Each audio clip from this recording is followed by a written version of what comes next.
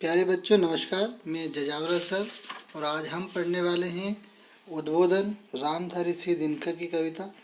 ये बहुत सुंदर कविता है, जन जागरण का, आत्म जागरण का संदेश देती हुई ये कविता और कर्म को ही सबसे बड़ा पुरुषार्थ कहती है ये कविता। रामधारी सिंह दिनकर, इनके बारे में विस्तृत जानकारी और आपकी पाठ्य पुस्तक में है, उसे आप पढ़ें। हम शुरू करते हैं। इसको बहुत अच्छे से गाया जा सकता है। वैराग्य छोड़ बाहों की विभा संभालो। गाते समय इस बात का ध्यान रखना है कि जहाँ कोमा है ना, वहाँ थोड़ा रुकना है। वैराग्य छोड़ बाहों की विभा संभालो, चट्टानों की छाती से दूध निकालो। है रुकी जहाँ भी धार, शिलाएं तोड़ो, पीयूष चंद्रमा को पकड़ निचोड़ो। चढ़ तुंग शैल शिखरों पर सोम पियो रे, योगियों नहीं विजय की सदस जियो रे। योगियों नहीं विजय की सदस जियो रे। छोड़ो मत अपनी आन, छोड़ो मत अपनी आन, शीश कट जाए। मत झुको अनय पर, भले व्योम फट जाए। दो बार नहीं यमराज कंठ धरता है, मरता है जो एक ही बार मरता है। तुम स्वयं मरण के मुख पर चरण धरो रे। जीना हो तो मरने से नहीं डरो रे, जीना हो तो मरने से नहीं डरो रे। योगियों नहीं विजय की सदस जियो रे। आगे देखें। स्वतंत्र जाति की लगन व्यक्ति की धुन है, बाहरी वस्तु यह नहीं भीतरी गुण है। नत हुए बिना जो अश्नि घात सहती है, स्वाधीन जगत में वही जाति रहती है। वीरत छोड़ पर का मत चरण गहोरे, जो पड़े आन जो पड़े आन खुद ही सब आग सहोरे। जो पड़े आन खुद ही सब आग सहोरे। योगियों नहीं विजय की सदस जियो रे। आगे देखें। जब कभी अहम पर नीति चोट देती है, जब कभी अहम पर नीति चोट देती है। कुछ चीजें अहम से बड़ी जन्म लेती है। नर पर जब भी भीषण विपदा आती है, वह उसे और दुर्घर्ष बना जाती है। चोटें खाकर बिफरो कुछ अधिक तनोरे, धद को स्फुलिंग में बड़ अंगार बनो रे। धद को स्फुलिंग में बड़ अंगार बनो रे। योगियों नहीं विजय की सदस जियो रे। स्वर में पावक यदि नहीं वृथा व्यंदन है, स्वर में पावक यदि नहीं वृथा वंदन है।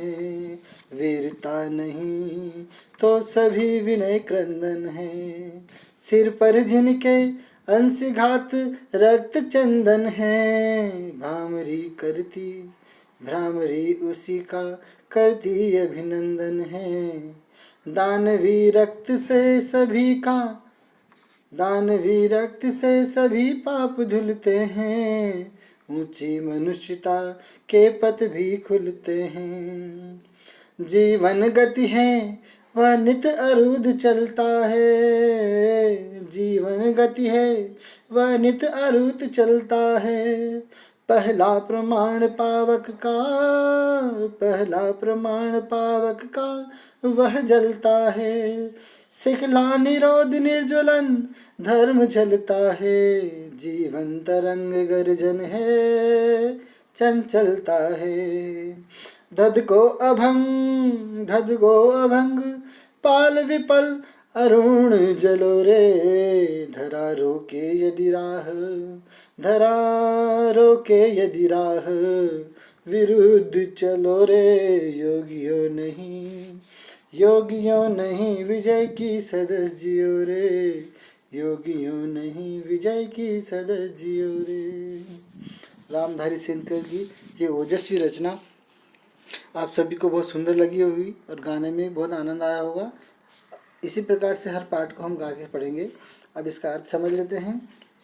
कवि रामधारी सिंह दिनकर कहते हैं कि वैरागी को छोड़ो और बाहों की विवाह संभालो, अर्थात अपने भुजबल को पहचानो और वैरागी को छोड़ दो। आप तो इतने युवा जो हैं वो इतने शक्तिशाली हैं, इतने बलवान हैं कि वो तो चट्टानों की छाती से भी दूध निकाल सकते हैं। जहाँ भी धार रुकी हुई हो उन शिलाओं को तोड़ दो। चंद्रमा जो है उसका रस को निचोड़ लो। तुंग शैल शिखरों पर सोम पियो रे, अर्थात बड़ी बड़ी ऊंचाइयों पे पहुंचकर बड़े बड़े काम करके उन पर पहुंचकर वहाँ की खुशी का रसास्वादन करो। योगियों के जैसे नहीं, विजय के जैसे जीवन जियो, विजयी लोगों के जैसे जीवन जियो। और आगे कहते हैं कि छोड़ो मत अपनी आन, चाहे शीश कट जाए। मत झुको अन्याय पर, अर्थात अन्याय पे मत झुको, चाहे व्योम फट जाए, अर्थात चाहे आकाश फट जाए, मगर हमें अन्याय पर झुकना नहीं चाहिए। दो बार नहीं यमराज कंठ धरता है, अर्थात कोई यमराज किसी व्यक्ति को दो बार मारने थोड़ी आता है। हर व्यक्ति एक ही बार मरता है।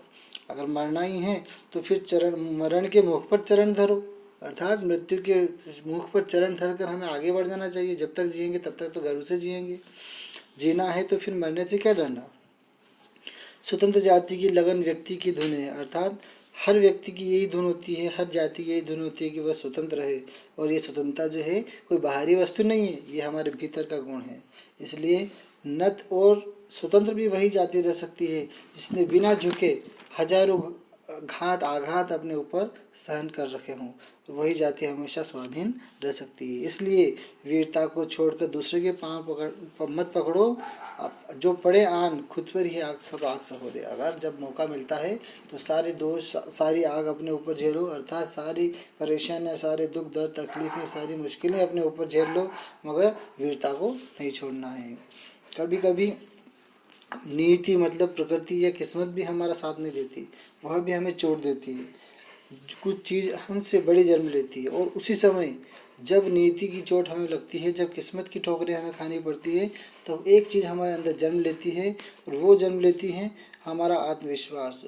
नर पर जब भी भीषण विपत्ति आती है वह उसे और दुर्गश बना जाती है। बहुत सुंदर बात कही है रामधारी सिंह दिनकर जी ने कि जब जब इंसान पर कोई विपत्ति आती है तो वो उसे उस विपत्ति से लड़ने के योग्य बना के जाती है और दुर्गश और चमकीला और ज़्यादा धार उसमें आ जाती है।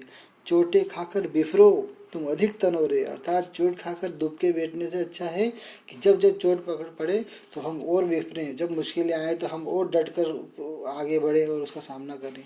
धत को स्फुलिंग में बड़ अंगार बनो रे, अर्थात और ज़्यादा उस समस्या से लड़कर और ज़्यादा हम और चमक सकते हैं और अपने आप को ज़्यादा अच्छा बना सकते हैं। आगे कवि कहते हैं कि स्वर में पावक यदि नहीं वृथा वंदन है, अर्थात अगर आपकी आवाज़ में अगर आग नहीं है, जोश नहीं है, उत्साह नहीं है तो वंदन करना बेकार है, वो वंदन नहीं है। अगर वीरता नहीं तो सारे विनय क्रंदन है, अर्थात अगर आपके अंदर वीरता नहीं है तो आप कितने ही विनम्रता को धारण कर लो, वो एक रुदन के बराबर होती है, क्रंदन के बराबर होती है।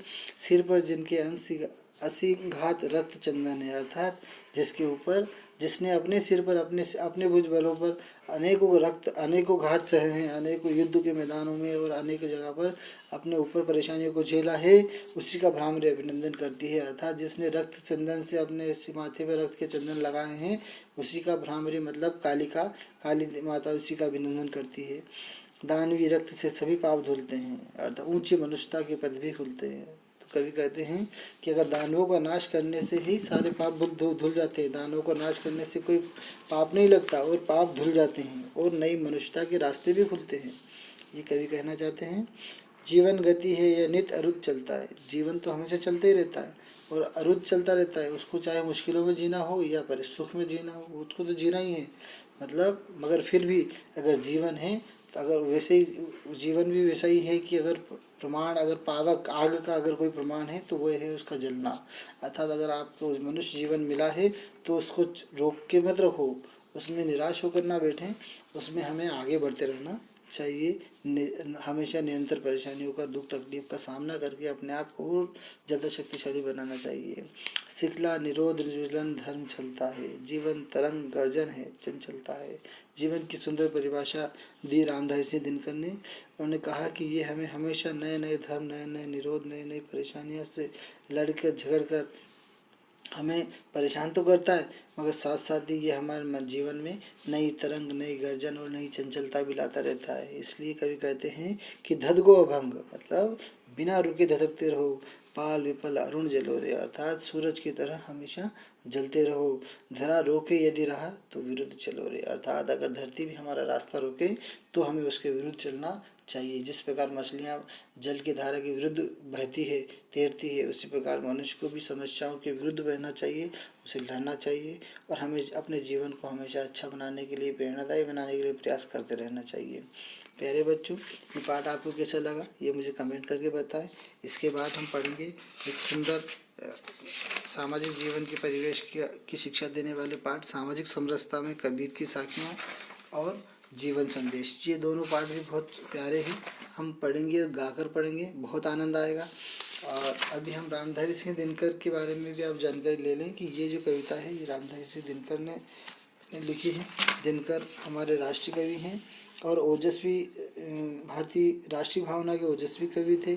इस कविता में उन्होंने जन जागरण का संदेश दिया है और प्रस्तुत कविता में गौरव का विस्तार किया गया है। और अपने आत्म उद्बोधन में कहते हैं कवि कि वैराग्य और योग से बढ़कर है कर्म, और कर्म ही पुरुषार्थ है। इस पुरुषार्थ को जगाने के लिए जरूरी है कि अन्याय के समक्ष न झुके, अपने आन को मत त्यागो, स्मरण रखिए कि विपत्तियां ही मनुष्य को संघर्षशील बनाती है।